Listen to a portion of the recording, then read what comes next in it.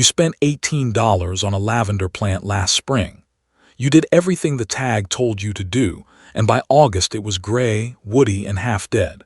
That's not a you problem. That's a lavender problem. Lavender wants near-perfect drainage, hates humidity, and quietly gives up after 2 or 3 seasons in most American gardens. Here's what almost nobody says out loud. There are 10 perennials that smell better than lavender, handle tough conditions better than lavender, and will still be blooming in your yard decades from now. You plant them once. You stop replacing them. And one plant on this list barely smells like anything while it's blooming, but the moment you cut it and let it dry, it turns into something so unexpected I didn't believe it myself until I tried it. That reveal is coming. 10 plants, decades of fragrance, one decision your future self thanks you for every summer from here on. Let's get into it. Plant 1. Peony. There's a peony in an upstate New York garden that was planted in 1927 and has bloomed every single year since. The house has changed hands 3 times. The plant doesn't care. Peonies routinely outlive the people who plant them. It's not unusual for a healthy clump to still be blooming after 50 or more years in the same spot. Picture mid-June, dew still on the grass, and you smell the flowers before you see them. Warm rose with a cool citrus edge, dense and powdery at the center, lighter and sweeter toward the outer petals. The blooms are enormous, ruffled, heavy enough to bow the stem forward in crimson, blush pink, or pure cream. Cut one for a vase and it can scent a whole room for a week. Here's something most gardeners get wrong: those ants crawling all over the unopened buds. It's an old myth that peonies need ants to open. They don't. And a bud with 0 ant access opens exactly the same way. What's actually happening is called extrafloral nectary mutualism. The swelling buds secrete a sugary nectar on their outer sepals. The ants feed on it, and in exchange they aggressively drive off thrips and other bud-damaging insects. It's free pest control, not flower-opening assistance, and spraying insecticide on those buds does more harm than good. Peonia lactiflora is hardy in USDA zones 3 through 8, wants 6 to 8 hours of full sun, and prefers deep, fertile, well-drained soil at a neutral pH, roughly 6.5 to 7. The single detail that makes or breaks a peony: plant the eyes no more than 1 to 2 inches below the soil surface. Deeper than that and you get lush foliage with few or no flowers, one of the most common reasons peonies fail for people. Once established, peonies resent being moved and need almost no fertilizer. Too much nitrogen actually suppresses blooming. A 10-year-old clump can be divided in early fall into 6 or more new plants, each capable of blooming again within a couple of seasons. Single and semi-double varieties, with their more open centers, are also far better nectar sources for early-season bumblebee queens than the fully doubled show varieties. Plant 2. Agastache. You bought lavender because everyone said it was the heat-tolerant choice, and then July humidity rolled in and it browned from the roots up. Agastache, commonly called Anise Hyssop or hummingbird mint, was practically built for the conditions that finish lavender off.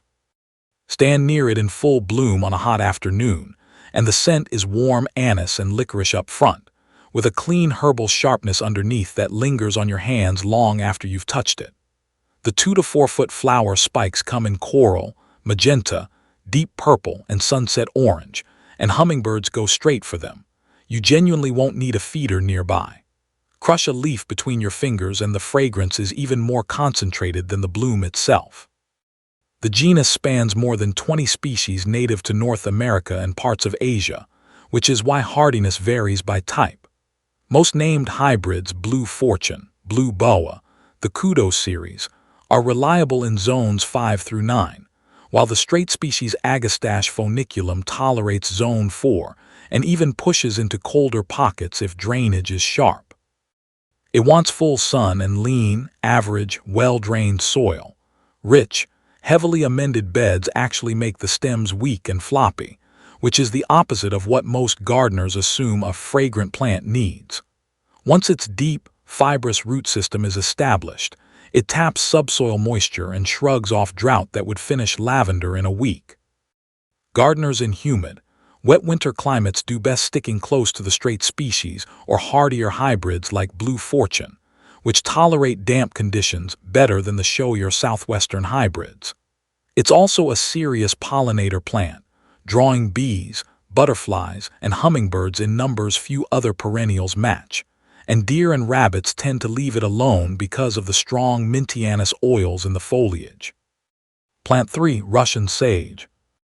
That border that gets blasted by afternoon sun, barely reached by the sprinkler and raided by deer every night. Lavender died there. Ornamental grasses just sat there looking tired. Russian sage, botanically now classified as Salvia yangyai, formerly Perovskia atroplicifolia, thrives in precisely those brutal conditions, and it isn't even related to true lavender. In late July heat, it stands 3 to 5 feet tall, covered in a billowing haze of violet-blue florets on silvery, branching stems, a lavender-colored cloud that looks intentional even when it's doing almost nothing to earn it.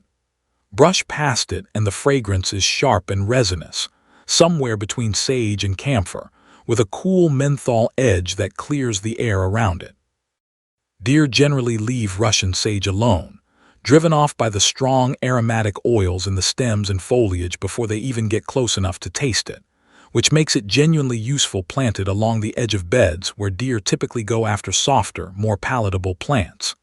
It's hardy in zones 4 through 9, tolerates poor soil, road salt, reflected heat from pavement and driveways, and drought that would kill most flowering perennials outright. Maintenance is close to nothing. One hard cutback to about 6 inches in early spring, and that's the entire year's work.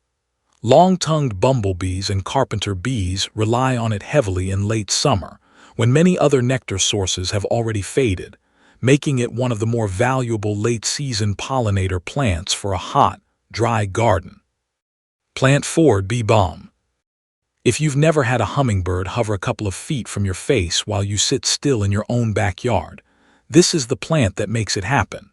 Bee Balm's tubular, crown-shaped flowers in scarlet, rose, or violet evolved a tube depth and curve that lines up almost perfectly with a ruby-throated hummingbird's bill, favoring hummingbirds as pollinators over most insects. The scent is bright, citrusy oregano with a warm bergamot sweetness on top, the same aromatic family found in Earl Grey tea, since monarda foliage shares compounds with true bergamot. Crush a leaf, and you'll recognize it instantly if you've ever had a cup of Earl Grey. Monarda didyma is hardy in zones 3 through 9, spreads by shallow rhizomes, and can fill a good-sized bed within 2 to 3 seasons. The one real maintenance issue is powdery mildew in humid climates, so stick to resistant cultivars. Jacob Klein Deep Red and Raspberry Wine Rich Rose Pink are 2 of the most reliable and give plants good airflow rather than crowding them. Divide every 3 years in early spring to keep clumps vigorous and prevent the center from dying out. Bee Balm draws monarchs, tiger swallowtails, and a wide range of native bumblebee species throughout its bloom period, making it one of the more dependable pollinator anchors on this list. And the leaves and flowers are edible, historically used to make a tea similar to Earl Grey by indigenous peoples and early colonists alike. Plant 5. Mountain Mint. Most fragrant plants demand full sun and bone-dry soil, and lose their character the moment you take that away. Mountain mint breaks that rule, and it's still largely unknown outside native plant circles. Walk past it on a still morning, and the scent reaches you from several feet off sharp, clean spearmint with a cool, almost medicinal edge. That fragrance lives in the foliage rather than the flower, so it's aromatic from spring through fall regardless of whether it's blooming. Here's the part that should get it into more gardens.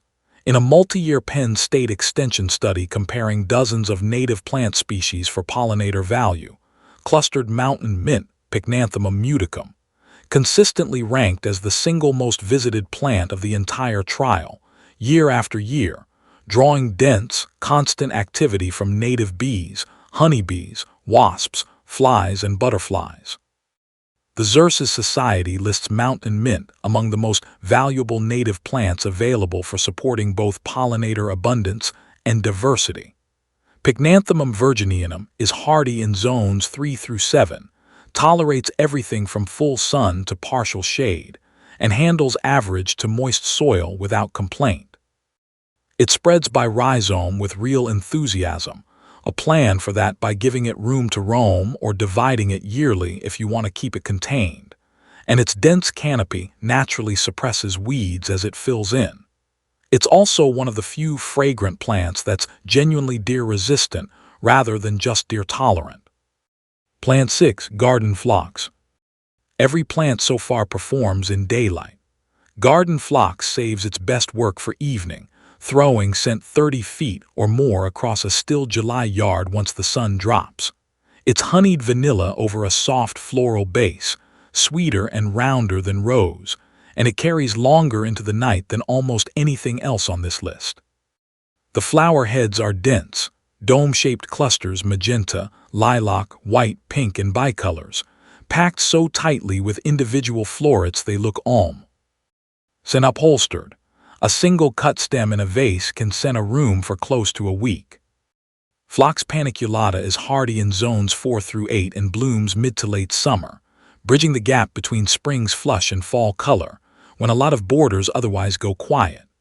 The one real vulnerability is powdery mildew, so stick to resistant cultivars, David, pure white, and Robert Poor, vivid purple-pink. Both have strong resistance backed by university trials. Give plants real airflow, and always water at the base rather than overhead. Its primary evening pollinators are sphinx moths, the hummingbird moths you've probably mistaken for actual hummingbirds hovering at dusk, which use their long proboscis to reach nectar most other insects can't access. Plant 7. Catmint. If deer have hit your garden 2 seasons running, catmint solves the problem by keeping them from approaching in the first place, rather than simply surviving whatever damage they cause. In late spring, Nepeta forms a cascading mound of lavender blue flower spikes over soft, silvery gray foliage, with a cool, herbal mint scent that reads as pleasant up close to a person, but overwhelming to a deer's much more sensitive sense of smell. The real advantage catmint has over almost everything else on this list. Cut it back by about half right after the first bloom flush fades, not to the ground, just by half, and within roughly 3 weeks, it rebounds fuller and denser than before, delivering a full second bloom cycle that carries through late summer. 2 complete flowering seasons from one plant in 1 year at 0 extra cost. Nepeta X Fossinae, Walker's Low, is hardy in zones 4 through 8, mounds to about 2 feet, and spreads naturally without becoming invasive, which is why professional landscape designers reach for it constantly alongside roses and ornamental grasses. It wants full sun to light shade and well-drained, average soil. More than 2 dozen native bee species work catmint across both bloom periods, including the common eastern bumblebee, a key buzz pollinator for tomatoes, peppers, and blueberries, meaning a catmint border can genuinely improve fruit set in a nearby vegetable garden. Plant 8. Santolina.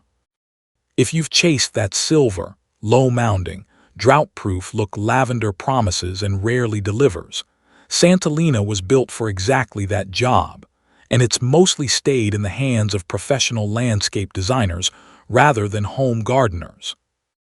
Run your fingers along a stem, and the fragrance is sharp and resinous, somewhere between rosemary and chamomile, with a dry, woody note that intensifies in heat. The fine, feathery silver foliage reflects light so effectively it seems to glow in full sun, and small yellow button flowers appear on slim stems in midsummer, precise and architectural against all that silver. That silvery color isn't pigment, it's a dense layer of microscopic hairs covering each leaf surface. Those hairs reflect excess solar radiation and cut moisture loss during drought, so the plant is structurally adapted to heat and dryness at a cellular level rather than just tolerant of it. Santolina chamysiparisis is hardy in zones 6 through 9.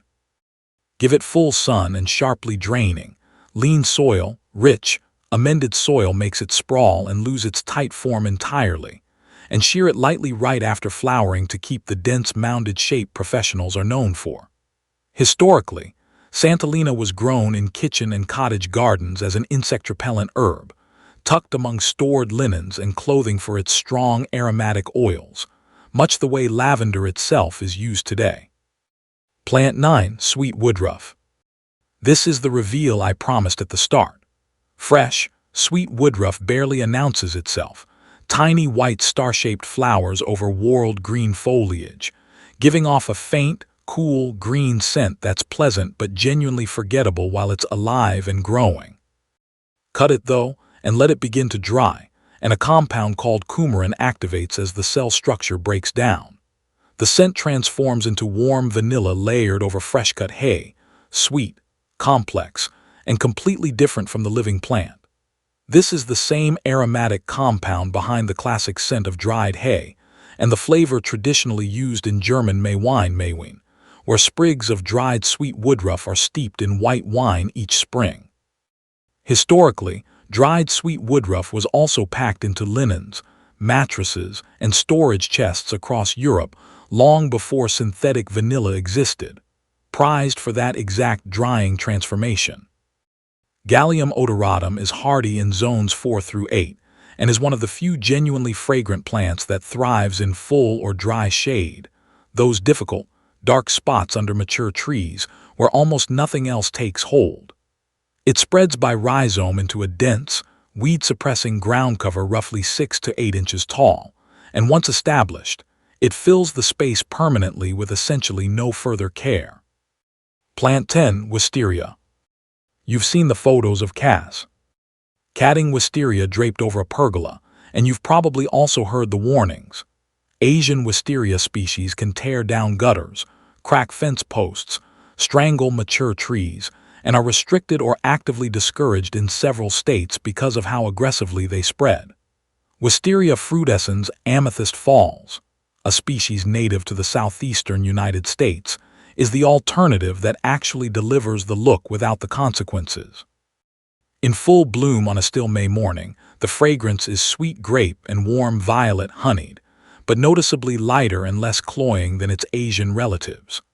The flower clusters are shorter, 4 to 6 inches instead of up to 18, but so densely packed on the vine that from a distance the whole plant reads as a solid waterfall of purple. The practical differences matter as much as the fragrance. Asian wisteria can take 7 to 10 years to produce its first flower cluster. Amethyst Falls often blooms in its first or second year in the ground. It tops out around 12 to 15 feet at maturity instead of 60 or more, and it doesn't send out the aggressive underground runners that damage foundations, pipes, and hardscape. Wisteria frutescens is hardy in zones 5 through 9, wants full sun for maximum bloom, and benefits from 2 prunings a year, once right after spring bloom and again in late summer, to control size and encourage a strong rebloom. It also serves as a larval host plant for the silver-spotted skipper, a butterfly that depends on native wisteria species to complete its life cycle. 10 plants, and not one of them asks you to replace it every couple of years. Give them decent drainage, a season of patience while they establish, and they'll still be filling your yard with fragrance long after you've stopped thinking about lavender. Pick one from this list and put it in the ground this season. Your garden will be paying you back for the next 20 years.